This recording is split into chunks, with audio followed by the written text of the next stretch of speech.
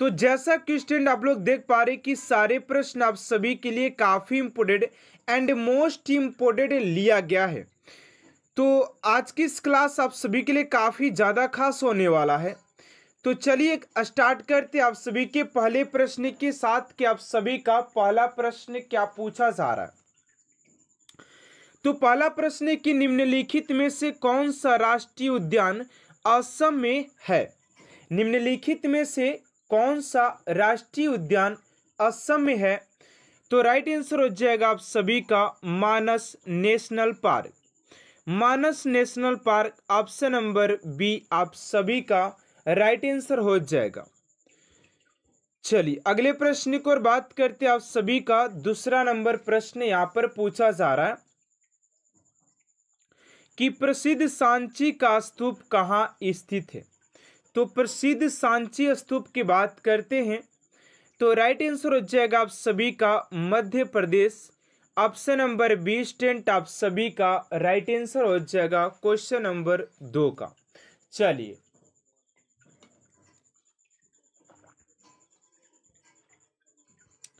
अगला प्रश्न आप सभी का निम्नलिखित में से रोहन बोपना किससे संबंधित है। निम्नलिखित में से रोहन बोपना किससे संबंधित है। तो राइट आंसर हो जाएगा आप सभी का ऑप्शन नंबर डी यानी कि टेनिस खेल से संबंधित हो जाएंगे। ऑप्शन नंबर डी स्टूडेंट आप सभी का राइट आंसर हो जाएगा। चलिए अगले प्रश्न की ओर बात करते 4 नंबर प्रश्न है कि भारतीय संविधान सभा के सदस्यों की कुल संख्या थी। तो संविधान सभा के कुल सदस्यों की संख्या की बात करते हैं तो 389 हो जाएगा। ऑप्शन नंबर ए आप सभी का राइट आंसर हो जाएगा। चलिए अगले प्रश्न की ओर बात करते 5 नंबर प्रश्न है कि 1866 में east India association east India संगठन के संस्थापक कौन थे। तो ईस्ट इंडिया एसोसिएशन के संस्थापक की बात करते हैं 1866 में तो 5 का हो जाएगा आप सभी का ऑप्शन नंबर ए यानी कि दादा भाई नौरोजी हो जाएंगे।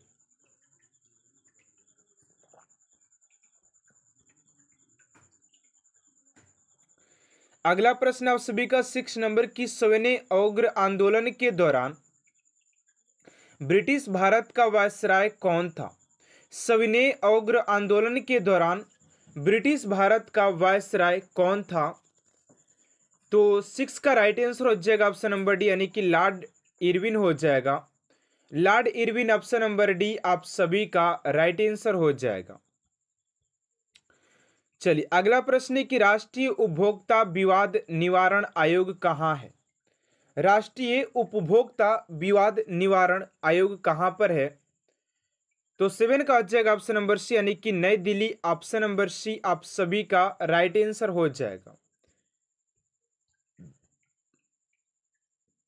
अगला प्रश्न है कि संवैधानिक सभा की स्थापना थी वर्ष में की गई थी।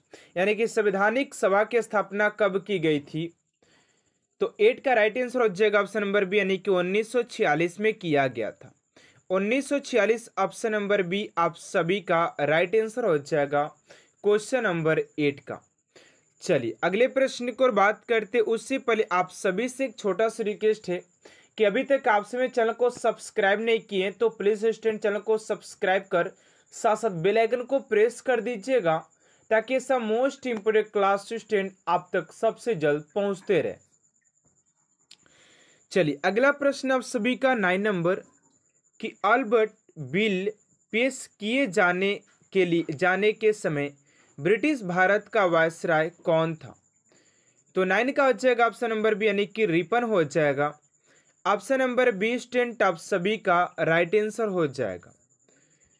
चलिए अगले प्रश्न की ओर बात करते हैं। आप सभी का 10 नंबर प्रश्न है कि चीनी यात्री फाहियान के शासनकाल के दौरान भारत का दौरा किसने किया था। चीनी यात्री फाहियान के दौरान भारत का यात्रा किसने किया था।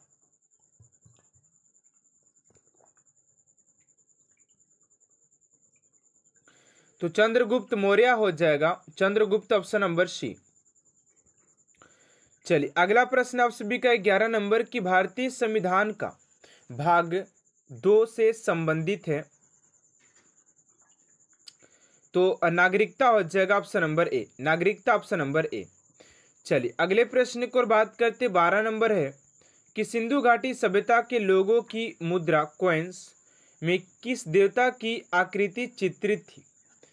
तो 12 का हो जाएगा ऑप्शन नंबर डी यानी कि पशुपति सी हो जाएंगे। ऑप्शन नंबर डी स्टूडेंट आप सभी का राइट आंसर हो जाएगा। चलिए अगला प्रश्न है कि अलेक्जेंडर ने भारत ने यहाँ पर भारत होना चाहिए, भारत पर आक्रमण किया था। तो 13 का हो जाएगा ऑप्शन नंबर डी यानी कि ईसा से 326 ईसा पूर्व किया था। चलिए अगला प्रश्न है 14 नंबर की भगवान बुद्ध का जन्म कहाँ हुआ था। तो भगवान बुद्ध के जन्म की बात करते हैं तो लुम्बिनी में हो जाएगा। ऑप्शन नंबर 20 स्टूडेंट आप सभी का राइट आंसर हो जाएगा। चलिए अगला प्रश्न 15 नंबर की विश्व का सबसे बड़ा महाद्वीप कौन सा है। तो विश्व के सबसे बड़े महाद्वीपों की बात करें तो ये हो जाएगा एशिया महाद्वीप। ऑप्शन नंबर ए आप सभी का राइट आंसर हो जाएगा।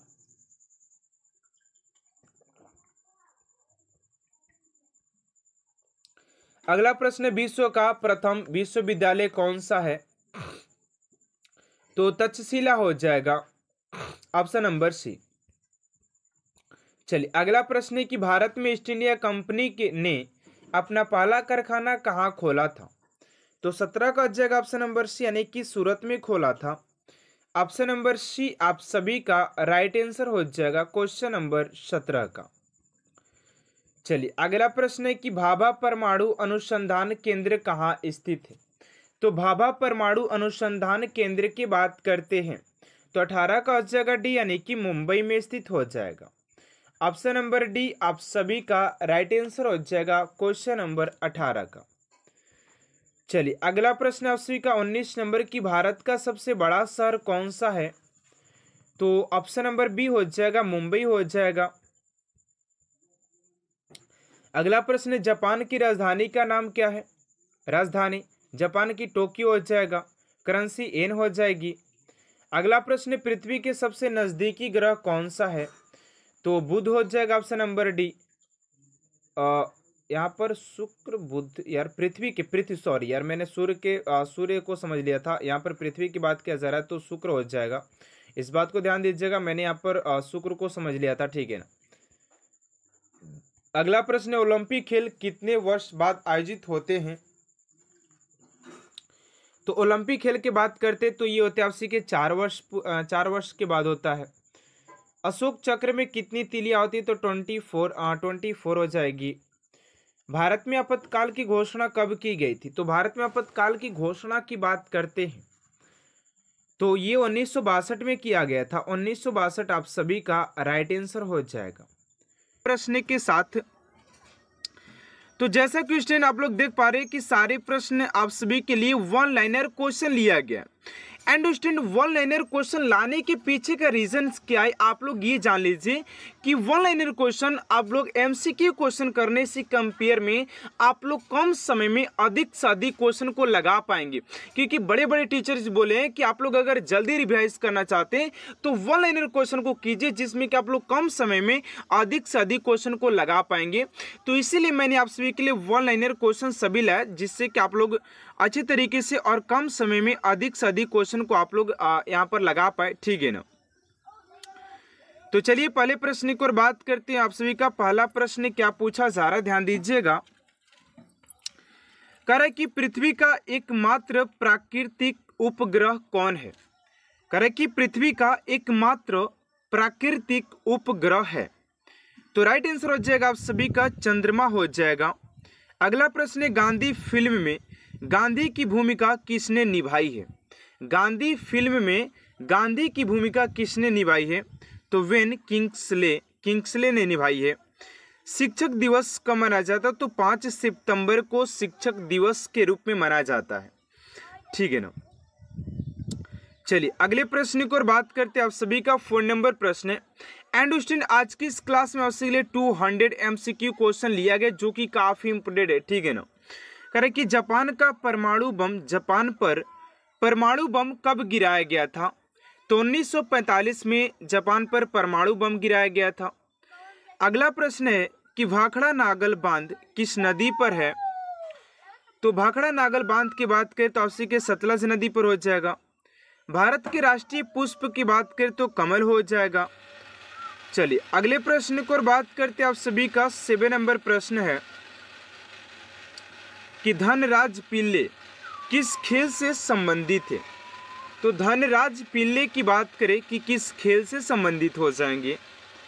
तो राइट आंसर हो जाएगा आप सभी का हॉकी से संबंधित हो जाते हैं। हॉकी आप सभी का राइट आंसर हो जाएगा। अगला प्रश्न 8 नंबर कि संयुक्त राष्ट्र संघ यूएनओ की सुरक्षा परिषद में कितने अस्थायी सदस्य हैं? तो 5 हो जाएगा। अगला प्रश्न कौन सा सिंधु सभ्यता का स्थान अब पाकिस्तान में है? कौन सा सिंधु सभ्यता का स्थान अब पाकिस्तान में है? तो ये हो जाएगा आप सभी का हड़प्पा हो जाएगा। चलिए अगला प्रश्न आप सभी का 10 नंबर की चौथ नामक कर किसके द्वारा लिया जाता था? चौथ नामक कर किसके द्वारा लिया जाता था? तो ये हो जाएगा आपसी के मराठों द्वारा लिया जाता है। अब बहुत सारे स्टूडेंटों के मन में डाउट तो ये होगा कि सर क्या ऐसे प्रश्न पूछे जाएंगे? तो जी हाँ स्टूडेंट, आपसी के एग्जाम में ऐसे प्रश्न भी पूछे जाएंगे और उस समय पूछे जाने पर आपके पास कोई भी आंसर नहीं होगा जब तक आप लोग ऐसे क्लास को एंड तक नहीं देखेंगे, ठीक है ना। अगला प्रश्न है कि भूदान आंदोलन किसने शुरू किया था? तो भूदान आंदोलन की बात करते हैं तो ये हो जाएगा विनोबा भावे। भारत में अंग्रेजी शिक्षा का शुरुआत की गई थी तो लॉर्ड मैकाले के द्वारा। अगला प्रश्न है कि फ्लाइंग सिख के नाम से किसे जाना जाता है? तो फ्लाइंग सिख की बात करें तो मिल्खा सिंह को जाना जाता है। नींबू और संतरे में कौन सा विटामिन पाया जाता है? तो नींबू और संतरे में बात करें कि कौन सी विटामिन पाई जाती है? तो राइट आंसर हो जाएगा आप सभी का विटामिन सी पाई जाती है। विटामिन सी आप सभी का राइट आंसर हो जाएगा। अगला प्रश्न है उदय शंकर किससे संबंधित है? पूछा जा रहा है कि उदय शंकर किससे संबंधित है? तो नृत्य से संबंधित हो जाएंगे। चलिए अगला प्रश्न आप सभी का 16 नंबर की संविधान के प्रारूप समिति के चेयरमैन कौन थे? संविधान के प्रारूप समिति के चेयरमैन की बात करते कौन है? तो डॉक्टर भीमराव अंबेडकर आप सभी का राइट आंसर हो जाएगा। अगला प्रश्न 17 नंबर कि त्रिस्तरीय पंचायती राज व्यवस्था में सर्वोच्च स्थान पर कौन होता है? तो जिला परिषद आप सभी का राइट आंसर हो जाएगा। अगला प्रश्न लक्षद्वीप की राजधानी करवती हो जाएगी। चलिए अगला प्रश्न आपसे 19 नंबर की श्रीलंका की मुद्रा रुपया डिस्कवरी ऑफ इंडिया नामक पुस्तक किसने लिखा है? ये भी पुस्तक से आपसे के बहुत सारे प्रश्न पूछे जाते हैं। तो ये हो जाएगा आपसे का जवाहरलाल इज राइट आंसर हो जाएगा। अगला गुरुत्वाकर्षण की खोज किसने की थी? तो न्यूटन ने किया था। चलिए अगला प्रश्न आपसे 22 नंबर की नोबेल पुरस्कार प्राप्त करने वाला प्रथम भारतीय कौन है? तो प्रथम नोबेल पुरस्कार की बात करें तो रविंद्रनाथ टैगोर जी हैं हो जाएंगे, जिन्हें गीतांजलि के लिए दिया गया था। गीतांजलि के लिए इन्हें दिया गया था। गीतांजलि आप सभी का राइट आंसर हो जाएगा। अगला प्रश्न द्रोणाचार्य पुरस्कार किससे संबंधित है? तो द्रोणाचार्य पुरस्कार की बात करते तो श्रेष्ठ गुरु के हो जाएंगे। ये श्रेष्ठ गुरुओं को दिया जाता है जिसका नाम है द्रोणाचार्य पुरस्कार। अगला प्रश्न खजुराहो स्थित है तो ये मध्य प्रदेश में हो जाएगा। चलिए अगला प्रश्न राष्ट्रीय रक्षा अकादमी स्थित है तो देहरादून में हो जाएगा। राष्ट्रीय रक्षा अकादमी स्थित है तो आपसी के देहरादून हो जाएगा। अगला प्रश्न रामकृष्ण मिशन की स्थापना किसने की थी? तो रामकृष्ण मिशन की बात करें तो स्वामी विवेकानंद जी ने किया था। अगला प्रश्न भारतीय मानक समय आधारित है। भारतीय मानक समय आधारित है तो 28 डिग्री 30 मिनट ये होता है पूर्व देशांतर पर। अगला प्रश्न, कौन सा राज्य भारत के सबसे पूर्व भाग पर स्थित है? तो अरुणाचल प्रदेश। कौन सा देश नथुला दारा के पार है? तो चीन हो जाएगा। पृथ्वी के नजदीक वायुमंडलीय की सबसे निचली परत क्षोमंडल कहलाती है। अगला कि भारतीय सेना में विजयंत नाम है एक टैंक का। चीनी यात्री फयान किसके काल में भारत आया था? तो विक्रमादित्य के शासनकाल में। प्रख्यात सिनेकलाकार पृथ्वीराज कपूर और राज कपूर में संबंध है? तो बाप बेटे का। अगला प्रश्न, भारत में कौन सा राज्य चाय उत्पादन के लिए जाना जाता है? तो असम हो जाएगा। भारत के किस राज्य सर्दी चावल का उत्पादन होता है? तो पश्चिम बंगाल। भारत के किस शहर में जंतर मंतर स्थित है? तो दिल्ली में हो जाएगा। अगला प्रश्न, भारत के किस राज्य में दार्जिलिंग स्थित है? दार्जिलिंग पश्चिम बंगाल। तेलुगु किस राज्य की राजधानी है? राजभाषा है? तो आंध्र प्रदेश। हॉकी खेल में प्रत्येक टीम में खिलाड़ियों की संख्या 11 हो जाएगा। बांग्लादेश की मुद्रा टाका। नील नदी के किनारे कौन सी सभ्यता विकसित है? तो मिस्र सभ्यता। किस स्थान पर महात्मा बुद्ध ने ज्ञान की प्राप्ति किया? गया में। चलिए अगला प्रश्न है कि प्रसिद्ध नाटक शकुंतला किसने लिखी थी? तो महाकवि कालिदास। ज्वार सबसे ऊंचा कब होता है? जब सूर्य और चंद्रमा पृथ्वी के एक ही ओर होते हैं। कौन सा राज्य भारत के बृहद प्रायद्वीपीय पठार का भाग नहीं है? तो मध्य प्रदेश। चलिए अगला प्रश्न है कि खैबर दर्रा स्थित है अफगानिस्तान और पाकिस्तान के बीच में। कौन सी नदी प्रायद्वीपीय पठार के नहीं निकलती है? तो यमुना। कौन सा शहर